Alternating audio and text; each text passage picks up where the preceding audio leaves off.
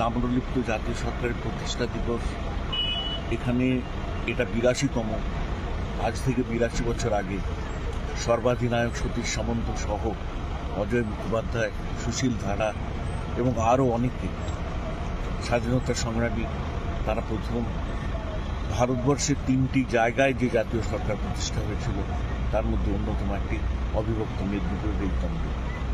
আজকের এই প্রতিষ্ঠা দিবসের প্রাক্কালে এসে বলবো, যে সমস্ত যুগমানবের আত্মত্যাগের ফলে, কৃচ্ছ সাধনের ফলে আমরা এই জায়গায় প্রায় 21 মাসেরও অধিক জাতীয় সরকার আমরা চালাতে পেরেছিলাম, সেই ইতিহাস সর্বজনবিদিত। এই ইতিহাস প্রত্যেকটি এই প্রজন্মের মানুষের কাছে পৌঁছে দেওয়ার জন্য এই স্মৃতিসৌধ তারা আমরা শপথ নিয়েছি। আজকে এখানে একটি গান্ধী ভবনেরও উদ্বোধন হলো। আমরা বলবো, স্বাধীনতা সংগ্রামের ইতিহাস যা স্মরণীয় করে রাখার জন্যে প্রতি বছর আমরা যেভাবে মিলিত হই, বারবার মিলিত হয়ে এই জাতীয় সরকারের প্রতিষ্ঠা দিবসকে আমরা স্বাগত জানাবো। আমরা জাতীয় সরকারের প্রতিষ্ঠা দিবস স্মরণ করে সেই মনীষীদের বীরগাথার কথা স্মরণ করি।